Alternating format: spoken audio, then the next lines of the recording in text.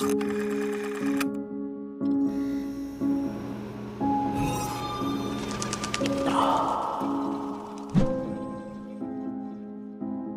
tahun 2011, masyarakat Tiongkok dikejutkan dengan sebuah kasus yang mengerikan, di mana seorang pria telah menculik beberapa gadis dan memaksa mereka untuk melakukan tindakan asusila di sebuah penjara bawah tanah. Penjara bawah tanah itu ditemukan setelah salah satu gadis melarikan diri dari sana dan melaporkan kasus itu ke pihak kepolisian. Sebenarnya, pihak kepolisian merahasiakan kasus itu dari publik. Namun, seorang jurnalis dari harian Metropolis Selatan memuat berita tentang kasus itu. Akhirnya publik pun tahu jika ada kasus yang mengerikan ini. Akibatnya, 2 minggu setelah tersangka utama ditangkap, jurnalis itu kemudian juga ikut ditangkap karena dianggap membocorkan rahasia negara. Sang jurnalis juga menuliskan sebuah artikel yang mengatakan bahwa pihak berwenang berusaha untuk menutupi kasus ini dari publik, di mana kasus ini terjadi di sebuah tempat yang jaraknya tidak jauh dari kantor polisi.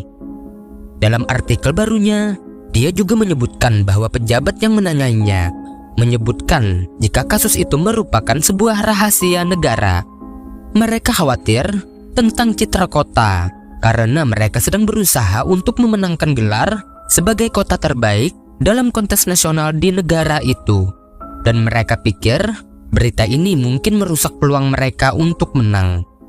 Lalu, kasus seperti apa yang sebenarnya yang mereka rahasiakan hingga begitu takut jika publik mengetahuinya?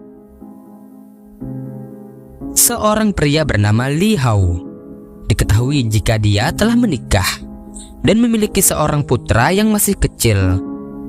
Li Hao merupakan mantan petugas pemadam kebakaran yang kemudian bekerja sebagai pegawai biro teknologi di Henan. Li, yang tampaknya seperti pria biasa, nyatanya merupakan pria yang sangat berbahaya. Sebelumnya, dia memiliki tempat tinggal di sebuah tempat bersama istri dan anaknya. Namun pada bulan Agustus 2009, dia kembali membeli sebuah komplek perumahan di distrik Sigong. Dan di sanalah dia membangun penjara bawah tanah sedalam 4 meter dari permukaan. Penjara itu memiliki 2 kamar tidur dan 1 gudang yang dibangun sendiri olehnya. Tetapi dia tidak berhenti di situ, di mana dia juga menggali terowongan untuk menghubungkannya ke ruang bawah tanah utama dengan lebar 60 cm. Motif Li adalah mengambil keuntungan dari gadis-gadis yang diculiknya, yang digunakannya sebagai pemeran video asusila yang kemudian dijualnya melalui internet. Saat itu, dia memberitahu istrinya jika dia bekerja shift malam sebagai penjaga keamanan demi menutupi aktivitas Li yang sebenarnya. Dia menghabiskan waktu sekitar 2 minggu setiap bulan di penjara bawah tanah miliknya.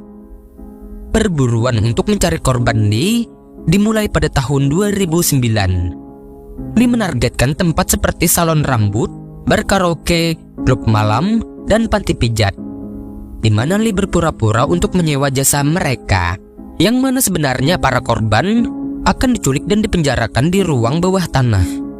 Sebagian besar korbannya adalah pekerja yang bekerja di tempat karaoke, di mana mereka berjuang untuk memenuhi kebutuhan hidup mereka. Seperti 2 gadis yang telah menjadi korban Li, di mana mereka berusia 18 tahun dan juga 19 tahun, di mana mereka diculik pada bulan Oktober dan Desember 2009. Kekerasan dan intimidasi dilakukan oleh Li untuk mengendalikan mereka. Tidak cukup dengan 2 korban, pada bulan Desember 2010, Li kembali menculik seorang gadis yang berusia 19 tahun. Kemudian, dia kembali memenjarakan 2 gadis yang berusia 20 tahun dan berusia 16 tahun.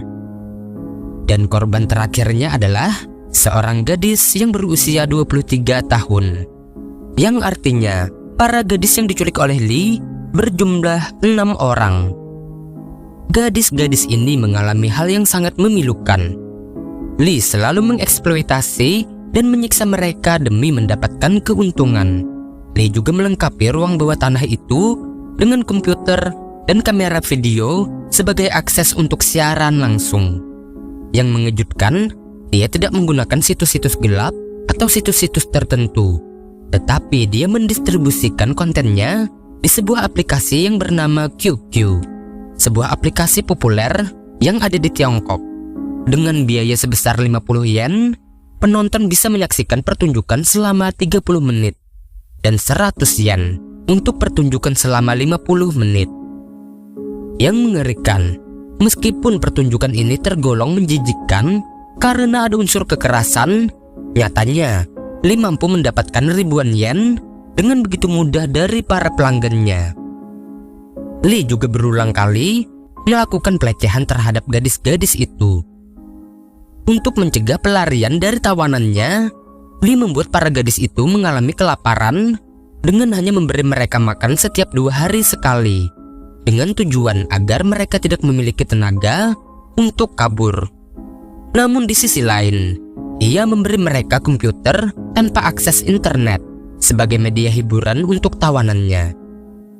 Penjara yang dibuat oleh Li adalah tempat yang sebenarnya tidak layak untuk ditinggali, di mana para korbannya harus makan di tempat yang sama dengan mereka membuang kotoran. Dan faktanya, mereka tinggal bertahun-tahun di dalam sana. Karena terlalu lama, pada awalnya, korban yang merasa takut ini malah mengalami sindrom Stockholm, sebuah fenomena psikologis di mana para sandera memiliki ikatan dengan orang yang menculiknya.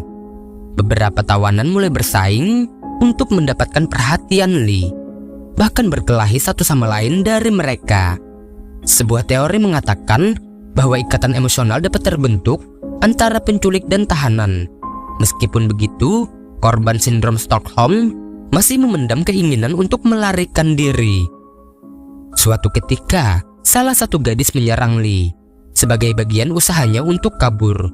Sayangnya, serangan itu masih belum bisa melumpuhkan Li Hao, hingga rencana kabur itu pun gagal. Li yang marah karena hal itu memberikan pelajaran dengan menyiksanya dan menyeretnya kembali ke penjara dan merantainya ke tempat tidur. Li yang merasa kesal menyuruh para gadis yang lain untuk menghajar gadis sebelumnya. Ia menjanjikan bahwa mereka akan dibebaskan jika menuruti perintahnya. Atas suruhan Li, gadis yang menyerang Li tadi pun dipukuli oleh gadis-gadis yang lain, hingga sang gadis akhirnya kehilangan nyawanya. Kemudian, Li menguburkan jasad gadis itu di bawah lantai tempat para gadis itu tidur, sebagai peringatan bagi mereka yang berani melawan. Nyatanya, gadis yang kehilangan nyawa bukan itu saja. Pada bulan Mei 2011, Li mengetahui bahwa salah satu tawanannya terkena penyakit dan tidak dapat tampil dalam video yang dibuatnya. Merasa tidak berguna lagi, Li menyuruh gadis lain untuk mengucilkannya, hingga mereka tidak memberi makan dan minum kepada gadis yang sedang sakit itu. Dia juga mendapatkan kekerasan dari gadis lain, di mana karena kelaparan dan siksaan, gadis itu pun meninggal dunia. Kejadian tersebut meningkatkan ketegangan di antara para tawanan, di mana mereka sadar jika mereka dapat dibunuh sesuai keinginan Li, hingga datang sebuah kesempatan, yaitu pada tanggal 2 September 2011. Ketika itu, 2 gadis dari mereka disewa oleh seorang pria yang berada di dekat sebuah hotel. Li pun dengan rasa percaya mengirimkan mereka berdua. Salah satu gadis itu yang sudah merasa muak memutuskan untuk menggunakan kesempatan ini dengan keluar dan pergi ke kantor polisi. Awalnya pihak kepolisian tidak begitu percaya dengan cerita sang gadis. Namun setelah sang gadis menunjukkan lokasi di mana penjara bawah tanah itu terdapat, polisi pun memutuskan untuk memeriksa kediaman Li Hao, dan akhirnya kasus itu pun terungkap dan para gadis tahanan itu segera diselamatkan. Namun di sini Li Hao berhasil kabur. Dia bersembunyi di tempat tinggal saudara perempuannya. Beruntung, sebelum dia sempat meninggalkan kota, para polisi berhasil melacaknya. Hingga pada tanggal 6 September 2011, Li Hao pun ditangkap. Kemudian, tanggal 30 November 2012, atas banyak dakwaan, Lee Hao dijatuhi hukuman mati serta membayar denda atas pelanggaran yang telah dilakukannya. Dan pada tanggal 21 Januari 2014, Lee Hao pun dieksekusi. Lalu bagaimana nasib gadis yang sebelumnya juga terlibat dalam kasus pembunuhan terhadap salah satu dari mereka?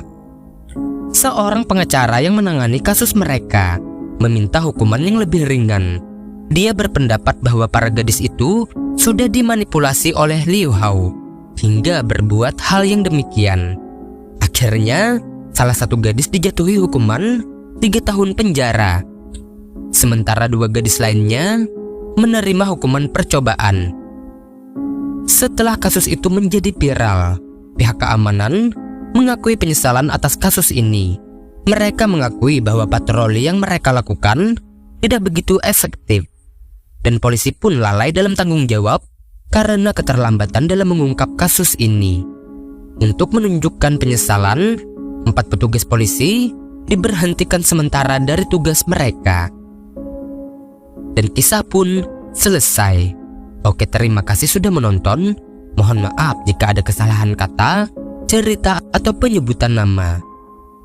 Jangan lupa like, beri komentar, dan subscribe channel ini agar kalian bisa menemukan kisah lain dari sisi gelap kehidupan dunia. Akhir kata, sampai jumpa.